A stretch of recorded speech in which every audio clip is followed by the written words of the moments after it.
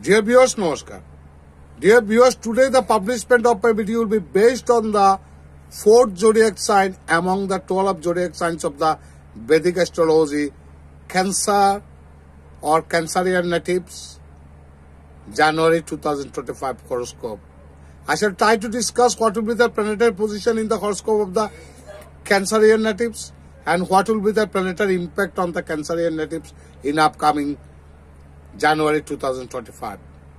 সুদর্শক বন্ধুরা, আমি বৈদিক জ্যোতিষশাস্ত্রের কালপুরুষের 12টি রাশির মধ্যে চতুর্থ রাশি ক্যান্সারিয়ান বা কর্কট রাশি বা কর্কট লগ্নের জাতক জাতিকাদের আসন্ন 2025 সালের হরস্কোপ মধ্যে গ্রহগত অবস্থান কি হতে পারে, গ্রহগত প্রভাব কি হতে পারে সে সম্পর্কে কিছু আলোচনা করার চেষ্টা করব। I shall try to discuss in a nutshell. Please keep watching, please teach and please stay with me. আমার সাথে শুরু থেকে শেষ পর্যন্ত থাকুন, মনোযোগ সহকারে শোনার চেষ্টা করুন। Before my discussion, আলোচনা আগে first I have to analyze this about the nature of the 2025. What will be the nature of the 2025? এই 2025 সালের নেচারটা কি হবে according to numerology? সংখ্যাতত্ত্বের বিচারে 2025 সালটা কেমন হবে? 2025 will be dominated by the Mars. 2025 সালকে শাসন করবে মঙ্গল। If we add all the digits of the 2025, 2 plus 0 plus 2 plus 5 is equal to 9. 9 stands for Mars. এই 9 সংখ্যাটি হলো মঙ্গলের সংখ্যা। Now let's talk about the characteristics of the Mars. What is the characteristics of the Mars? মঙ্গলের বৈশিষ্ট্য কি? Mars is the most dynamic and energetic and enthusiastic planet. মঙ্গল হল অত্যন্ত ডাইনামিক, গতিশীলতা, গতিময়তা এবং শক্তির কারক গ্রহ হল মঙ্গল। Mars is the planet of fiery. Mars is a planet of fiery sign. মঙ্গল হল অগ্নিতত্ত্বের কারক গ্রহ। Mars is the planet of aggression. মঙ্গল হল আগ্রাসনের কারক গ্রহ। Mars is the planet of arrogance. মঙ্গল হল দুর্বিনীত ভাবের কারক গ্রহ। Mars is the planet of stubbornness. একগুঁয়েমিতার কারক গ্রহ হল মঙ্গল। Mars is the planet of impulsiveness. হঠকারী সিদ্ধান্ত নেওয়ার কারক গ্রহ হল মঙ্গল। Mars is the planet of ill temper. বদমেজাজের কারক গ্রহ। Mars is the planet of bloodshed. কোন রক্তপাতের কারক গ্রহ। Mars is the planet of accidental matters like air crash or train crash or whatever it is. যে কোনো ধরনের দুর্ঘটনার কারক গ্রহ। Mars is the planet of terrorism or militancy. সন্ত্রাসী এবং জঙ্গিবাদের কারক গ্রহ। Mars is the planet of warfare. যুদ্ধের কারক গ্রহ। And above all, Mars is the planet of terrible natural disasters like earthquake. ভূমিকম্পের মতো প্রবল ভয়ঙ্কর প্রাকৃতিক দুর্যোগের কারক গ্রহ। Mars is the planet of aggression. আগ্রাসনের কারক গ্রহ। কাজে you can well imagine how danger the nature of the Mars is. কাজে আপনারা চিন্তা করে দেখুন মঙ্গলের প্রকৃতিটা কত ভয়ঙ্কর। যেহেতু 2025 as 2025 will be dominated by the Mars, কাজে 2025 সালটা যেহেতু মঙ্গলে পরিচালিত হবে, কাজে প্রত্যেকটা each and every natives of the 12 zodiac signs, এই 12টি রাশির প্রত্যেকটা রাশি বা লগ্নের জাতক জাতিকাদেরকে রাস্তা পারাপারে অতি সতর্কতা অবলম্বন করতে হবে। Mars is the planet of blood related diseases like hypertension, thalassemia and piles. রক্ত সংক্রান্ত রোগের কারক গ্রহ যেহেতু মঙ্গল, কাজে যাদের হাইপারটেনশন বা উচ্চ রক্তচাপ আছে বা ব্লাড রিলেটেড কোনো ডিজিজ আছে, রক্ত সংক্রান্ত কোনো জটিলতা আছে, তাদেরকে অতিরিক্ত সাবধান হতে হবে। রাস্তা পথ পারাপারে সাবধান হতে হবে। যাদের রাগ নাগের ডগায় থাকে পান থেকে চুন খসলে যাদের মাথা গরম হয়ে যায় তাদেরকে আবার লাগাম ধরতে হবে নিজেকে। If you are not able to check your anger, আপনি যদি ক্রোধকে সংবরণ করতে না পারেন, এই ক্রোধকে কেন্দ্র করে অনেক বড় বিপত্তি আপনার জীবনে নিয়ে আসতে পারে। কাজেই you should be more careful, more conscious about this. You have to check your anger. You can lose your temper every now and then, যখন তখন আপনি মাথা গরম করতে পারবেন না।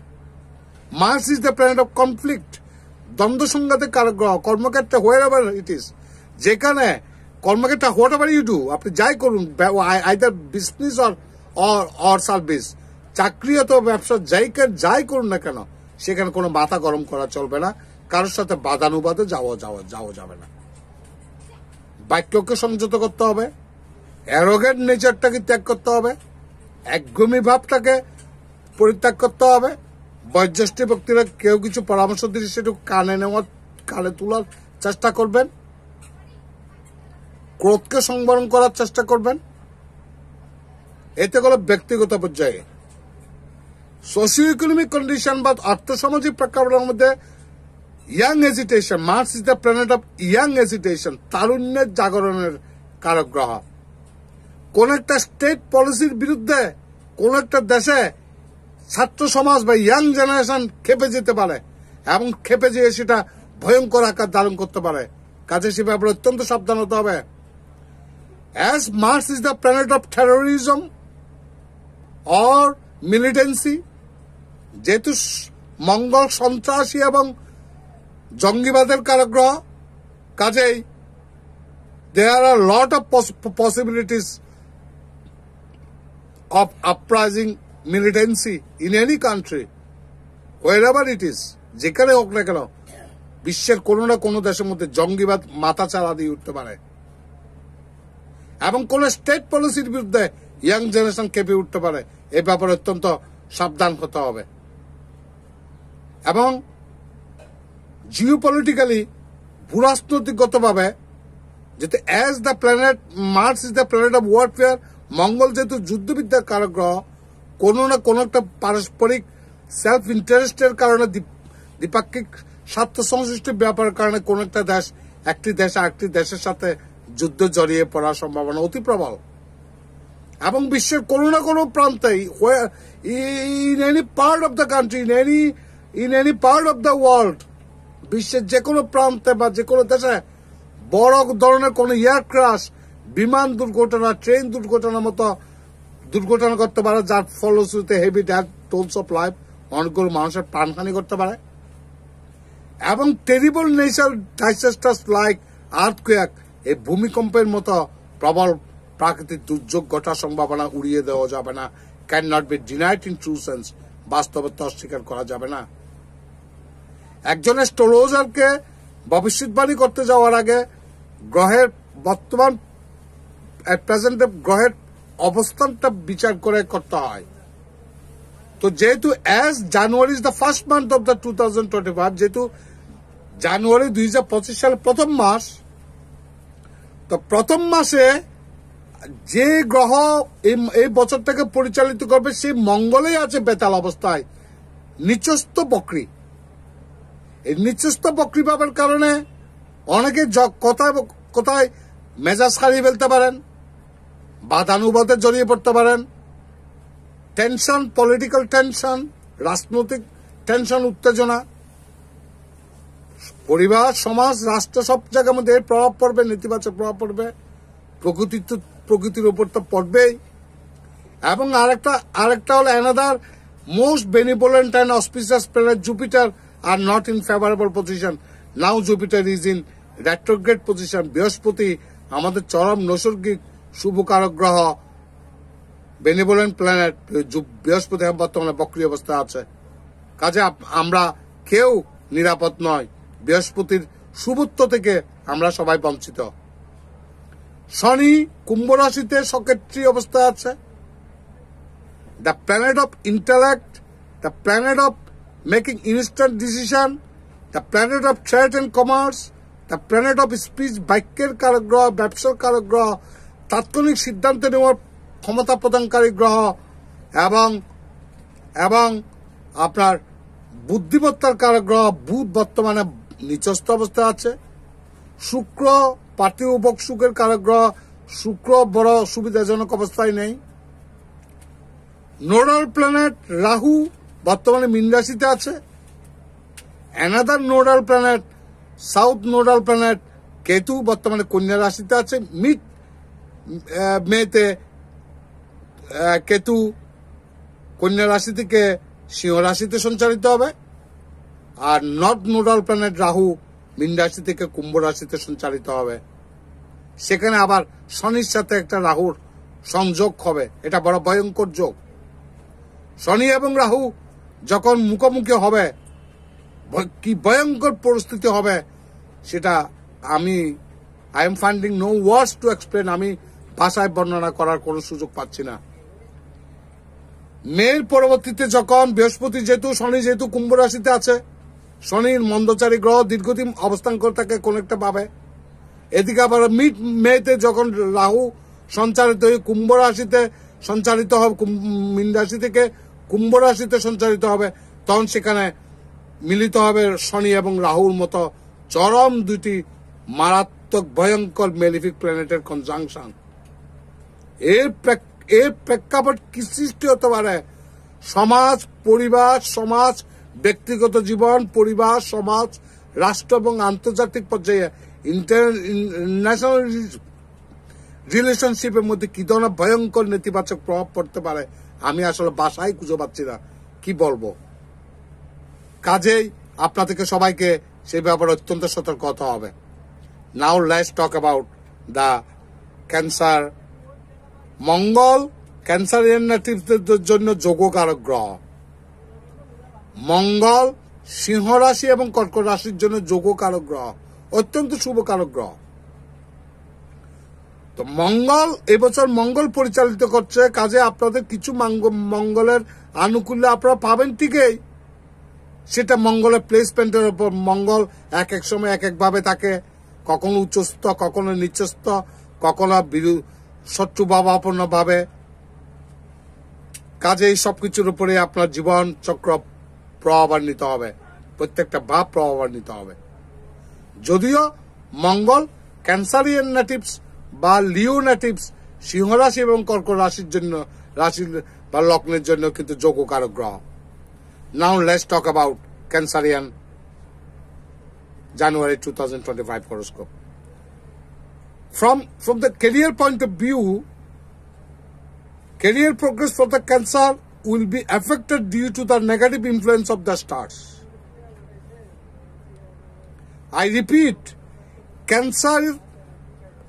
career progress for the Cancer will be affected due to the negative influence of the stars.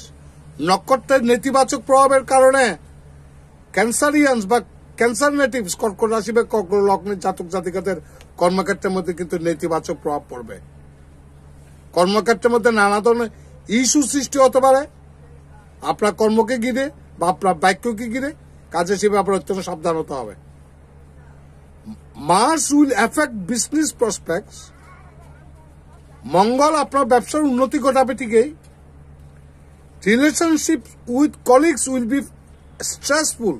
কর্মক্ষেত্রের মধ্যে those who are business, those who are service holder, যারা চাকরি করতেছেন সরকারি অথবা বেসরকারি, হোয়াট এভার ইট ইজ, যে ক্ষেত্রেই করেন না কেন, কলিগদের সাথে আপনাদের সম্পর্কটা, সহকর্মীর সাথে আপনাদের সম্পর্কটা হবে অত্যন্ত মানসিক দ্বন্দ্ব সংঘাতময়, সংঘর্ষপূর্ণ। The beginning of the month is good for love life. প্রেমজ সম্পর্কের ক্ষেত্রে মাসের শুরুটা ভালো। Singles may not be lucky in getting a partner for love. যারা বিয়ে করতে চাচ্ছেন, দোজ হু আর আনমেরিড, যারা এখন অবিবাহিত অবস্থা আছেন, তাদের জন্য এই বছর কোনো সম্পর্কে জড়ানোটা উচিত নয়। Family relationships are not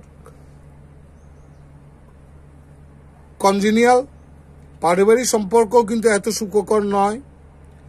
Students will suffer in their studies due to the lack of motivations, lack of concentrations.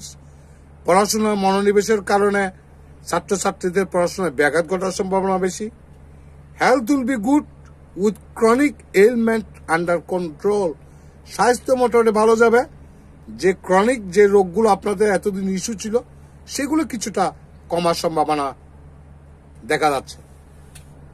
তো whatever may be the result for the cancerian natives, এই কর্কট রাশি বা কর্কট লগ্নের জাতক জাতিকাদের জন্য গ্রহগত ফলাফল জানুয়ারি মাসে যাই হোক না কেন, আমি ব্যক্তিগতভাবে কামনা করব আপনার সমস্ত প্রতিকূলতাকে অতিক্রম করে সামনে এগিয়ে যান।